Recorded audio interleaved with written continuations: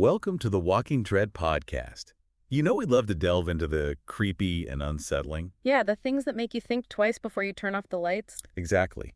This time, we've got two stories you guys sent in. They're both about ambition, What happens when people go too far chasing after something? And what happens when the stories we think we know, those legends, are hiding something way scarier? We read through everything you sent and, well, let's just say we found the stuff that'll keep you up at night. Oh, for sure. These stories get under your skin. First up, we're looking at this legendary hero, a classic tale, right? But this time, we're going behind the curtain to see the horrifying truth behind his quest for glory. The price he pays, it's not what you'd expect. It's eternal. The story starts, like you probably heard it. Jason and his crew, they're off to find the Golden Fleece. Yes, the Golden Fleece. But right from the start, your sources describe it in this really creepy way. They say it shimmers with a cold, possessive light. That's a great detail. Right away, you know this isn't just some shiny treasure. It's like it's already had a hold on them, even before they find it. Yeah, it's ominous, like it's got its own agenda. And to make things worse, there's this oath they swear, sealed in blood, binding them to the quest. Blood oaths are never good news. It wasn't just Jason bleeding that night either.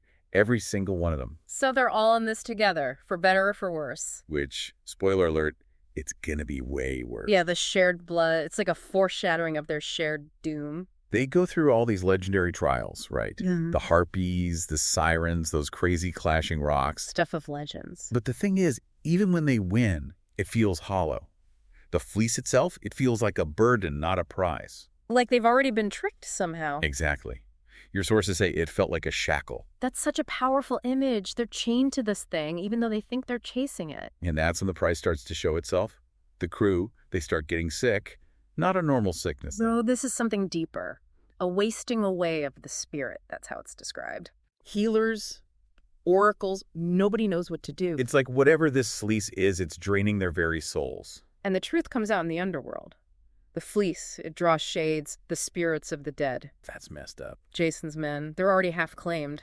Their souls are tethered to this thing. So it's not even death that's the price. It's being trapped by death. Forever. They return home, but it's not a victory march. More like a funeral procession. A slow, sad march toward oblivion. Their ship, the Argo, the symbol of their quest, it just rots away. A powerful image of lost glory. Jason, he sees all this and he makes a choice. He knows Hera's death won't break the curse. So he does something radical. He decides to twist it, to use it against itself. To fight back against fate itself, even if it means making a deal with the devil. He sails alone down the river Styx, using the fleece as a beacon. The river of the underworld.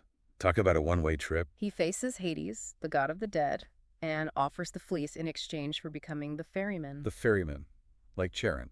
Exactly. He's already half dead anyway, so Hades can't really touch him. So he uses his own cursed state as leverage. Smart, in a twisted kind of way. His crew, they appear beside him, their despair replaced by this grim sense of duty. Like they found a purpose, even if it's in servitude. Hades accepts.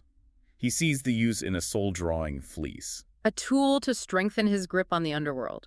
So for thousands of years, Jason ferries the dead across the Styx, his spectral crew by his side. Guiding souls to their final rest. Whispering forgotten names. Witnessing the endless tide of goodbyes. It's a bleak existence. But there's a kind of twisted redemption in it. He sacrificed his glory, became a shadow to save his men. So the legend we know, it's just the surface. The real story is much darker, much sadder. It makes you think, what's glory really worth? Is any prize worth an eternity like that? Yeah. That's a question we should all ask ourselves. What are we willing to sacrifice for what we want? Now, the second story, this one's a little more modern. It takes place in Loch Ness. Ah, Nessie. Everyone loves a good monster story. Right. But this time, it's not about the monster itself. It's about the people hunting it. Those who are obsessed with finding it. These guys, they're driven by fame, by that reality TV dream. They want to be the ones to finally prove Nessie exists. They're so focused on that, they ignore all the warning signs. Like what? Well, they get these sonar readings that are off the charts, but they just brush them off. Saying it's just a big sturgeon. Yeah, they're blinded by their ambition. And the locals, they know better. They've always known.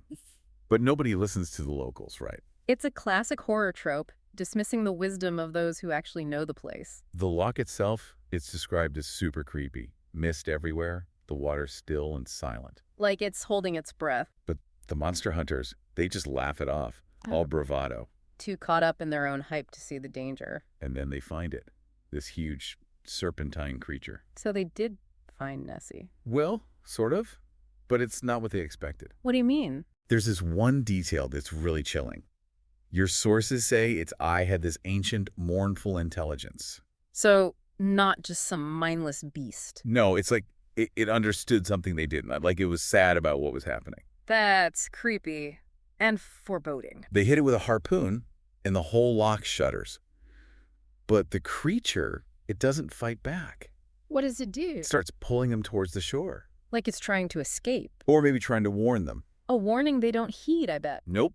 They drag it onto land, all cameras flashing. Blinded by the spotlight. And that's when they realize something's really wrong. The creature, it's not a plesiosaur like they thought. Then what is it? More like a giant eel, oozing black tar. That's unsettling. The locals, they don't celebrate. They start praying, like they know something terrible's about to happen. Because they do. They've always known. That night, the lock explodes. Literally. There's this huge geyser of black goo, and the ground shakes. The monster hunters have woken something up. Yeah, and it ain't Nessie.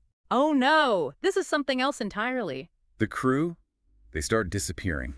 Snatched from the shore, these horrible gurgling sounds, the only clue. Something's dragging them into the depths. One of them, Cal, he manages to get his camera on something before he's taken. What does he see? This massive worm-like shape under the surface of the lock. Bigger than anything they could have imagined. The creature they killed, it was just a parasite on this thing. A tiny part of something much, much bigger. So Nessie wasn't the monster at all. It was the guardian.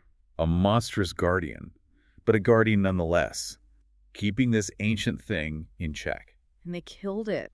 Cal, he tries to warn everyone. He goes live. Not for fame this time, but to tell the truth. A last desperate act. But the black goo gets him. His scream, that's the last thing anyone hears. A chilling end to a foolish expedition. The lock goes quiet again. But it's a waiting kind of quiet, like it's hungry. Waiting for the next group who thinks they can solve the mystery. Their boat, their cameras, their bodies, they'll become part of the legend. Just more fuel for the fire. Dismissed as hoaxes, probably? But the real monster, it's still down there. And it's not Nessie. It's something older, something we can't even comprehend. So what's the lesson here? Two stories, both about ambition leading to disaster. Jason, chasing glory, becomes a slave to death. The monster hunters, chasing fame, unleash an ancient horror. Both of them ignoring the warnings, the whispers of something more going on. So yeah, think about what you're chasing after. Is it worth the price? Is it worth becoming a ghost? Or waking up something that should stay asleep? What stories are you telling yourself? And what truths are you ignoring? Maybe the real monsters aren't the ones in the legends. Maybe they're inside us. Thanks for listening to the Walking Dread podcast. If you like what you heard, please rate and follow. And until next time, try to sleep uneasily. Sweet dreams.